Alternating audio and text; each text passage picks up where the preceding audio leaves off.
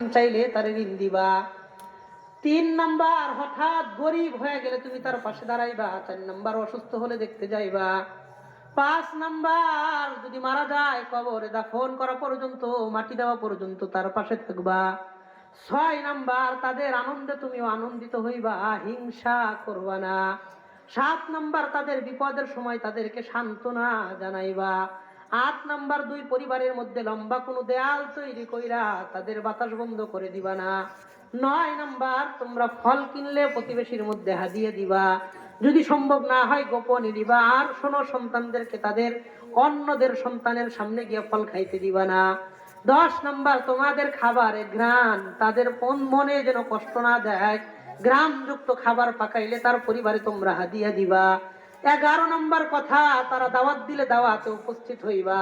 12 নম্বর কথা, দেখা হইলে সালাম দিবা।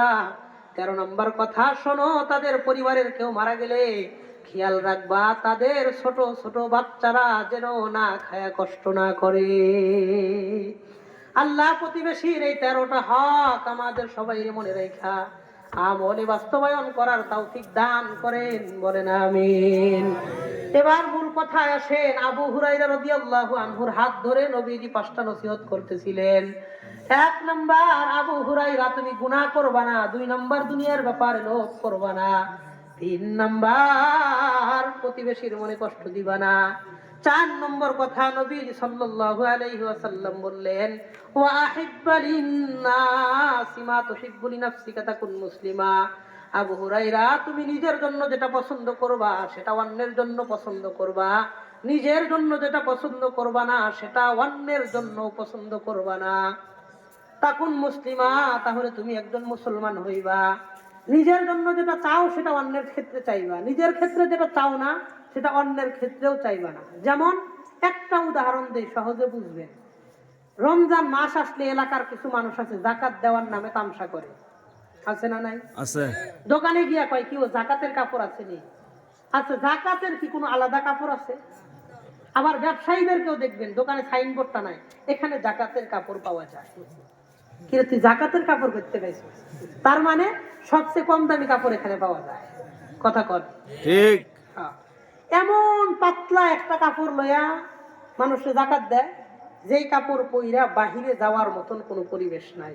ঠিক। এত গরিবকে আপনি সহযোগিতাও করলেন না, জাকাতও দিলেন না, গরিবের লোকে তামসা করলেন। ঠিক। হ্যাঁ, আমার মাইক দিয়ে আলান করে আজকে এখানে 1000 মানুষকে জাকাত দিবে, তো গেছে 4-5 হাজার মানুষ গিয়ে উপস্থিত, 400-500 মানুষকে দিছে, আর 2-2.5 হাজার মানুষের বদদুয়া নিয়ে এই বড় লোক বাড়িতে ফেরত আসে। ঠিক। এত এলান কেন করতে হবে? 1000 মানুষকে দিন না, 100 মানুষকে দেন, ভালো দেখা সুন্দর একটা কাপড় জাকাত দেন, যেন যতদিন সে পরে ততদিন সব পাইবেন, ততদিন তার দিল থেকে দোয়া পাইবেন। এটাই নবী বললেন, নিজের জন্য যেটা পছন্দ করো না সেটা অন্যরে দিও না, আর নিজের জন্য যেটা চাও সেটা অন্যকে দেও, অসুবিধা নেই। পরে এই মা বোন যারা গরিব মানুষ, তার কাপড় পরা দরকার, এমন কাপড় দিছে পয়রা বাইরে যাওয়ানোর কোনো ভাও নাই, ঘরে থাকানোরও ভাও নাই। কি করে এটা দেয়? খেতা জোড়া দেয়, কাঁথা আছে না, কাঁথা জোড়া দেয়, করে না? এটি করবেন না। আল্লাহ আমাদের বোঝার তৌফিক দান করে। 4 নম্বর কথা, নবীজি বললেন, নিজের জন্য যেটা চাইবা অন্যের জন্য সেটা চাইবা, নিজের জন্য যেটা চাইবা না অন্যের জন্য সেটা চাইবা না। 5 নম্বর, নবীজি বললেন, ওয়ালা তুকসিরিজ যিহকা ফাইন্না কাসরাতাজ যিহকি তুমিতুল কলবা।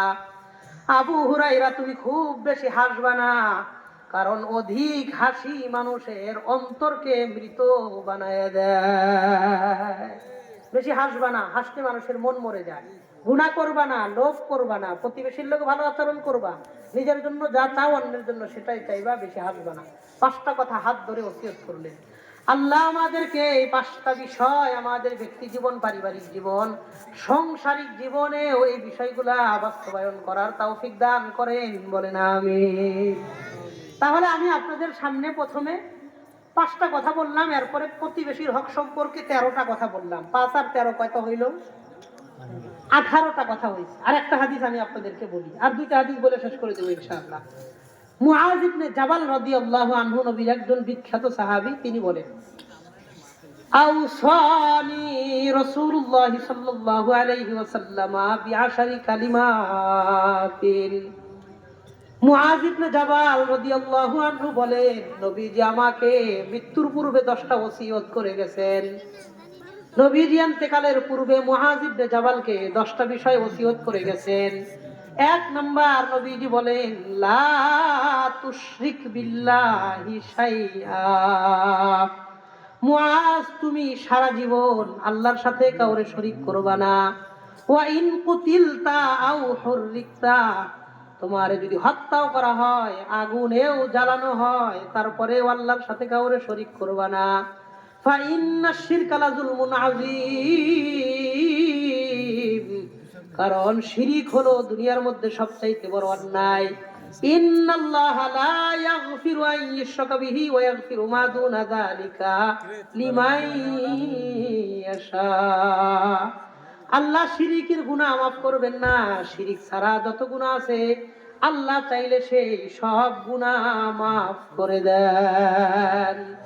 1 নাম্বার কথা বললেন, শিরিক করবে না। 2 নাম্বার, নবীজি বললেন, ওয়ালা তাউক্কান্না ওয়ালিদাইক। মুআয, তুমি তোমার মা বাবার মনে কোনোদিন কষ্ট দিবা না। ওয়া ইন আমারাকা আন তাখরুজা মিন আহলিকা ওয়া মালিক, তোমার মা বাবা যদি তোমার পরিবার থেকে সরায় দেয়, সম্পত্তি থেকে বঞ্চিত করে দেয়, 1 টাকার সম্পত্তিও যদি না দেয়, ঘরের মধ্যে জায়গাও যদি না দেয়, তারপরেও কোনোদিন কথা কাজে আচার আচরণে উচ্চারণে চলাফেরায় ওঠা বসায় ইশারা ইঙ্গিতে মা বাবার মনে কোনোদিন কষ্ট দিবা না। মা বাবার দোয়া নিয়ে চলার চেষ্টা করবেন, মা বাবার মনে কোনোদিন কষ্ট দিয়েন না। অনেক সন্তান আছে বইয়ের কথা শুই না মার লোকে খারাপ ব্যবহার করে, আছে না নাই? অথচ আপনি একদিন আপনার বিবির সাথে, বিবির কাছে তার মা বাবার বদনাম করে দেখবেন। আপনার বিবির কাছে শ্বশুর শাশুড়ি একদিন বদনাম করে দেখছেন। কপাল যদি একটু ভালো থাকে, গরম ভাত পাইতেন না, ঠান্ডা ভাত খাওয়ান লাগবে।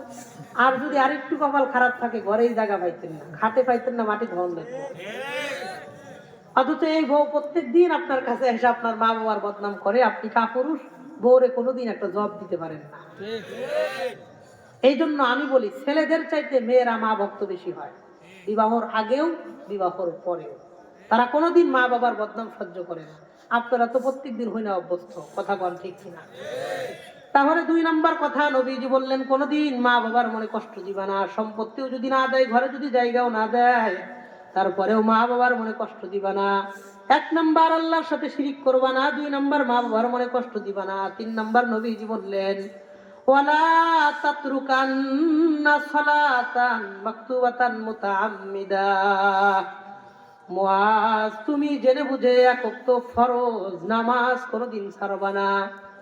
ফাইন্না মান তারাকা সালাতান মাকতুবাতান মুতাআম্মিদা ফাকাদ বারিয়াত মিনহু জিম্মাতুল্লাহ। কারণ যে ব্যক্তি জেনে বুঝে এক ওয়াক্ত ফরজ নামাজ ইচ্ছা করে ছেড়ে দেয়, ওই ব্যক্তির উপর থেকে আল্লাহ সমস্ত দায় দায়িত্ব ছেড়ে দেয়। বলেন নাউজুবিল্লাহ। মুআয যাই না বুঝে এক ওয়াক্ত ফরজ নামাজ ছাড়বা না, এটা নসিহত করলেন, ওসিয়ত করলেন। আমাদের সমাজে বহুত মানুষ আছে, আপনাদের এলাকাতেও আছে, দেখবেন মাসের পর মাস চলে যায়, 1 মাস 2 মাস 3 মাস 4 মাস 5 মাস গেছে, একদিনও কোনোদিন মসজিদে গিয়ে ফজরের নামাজ পড়ে নাই।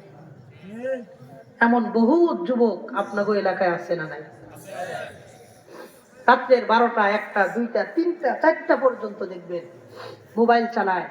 দামি একটা মোবাইলে ইন্টারনেট ওয়াইফাই এমবি লয়া মোবাইলটারে মুখের সামনে নিয়ে উপরের দিকে রাইখা এই যে ধাক্কাইতেছে, এই যে উপরে গুতাইতেছে, ঠেলতেছে, ধাক্কাইতেছে, কি খুঁজতেছে, কি দেখতেছে, কি চাইতেছে, কি হারাইছে, কি তালাশ করতেছে, কোন জায়গায় নিজের অর্থ টাকা সময় ব্যয় করতেছে, এই ব্যক্তি ছাড়া আর আল্লাহ ছাড়া কেউ জানে না।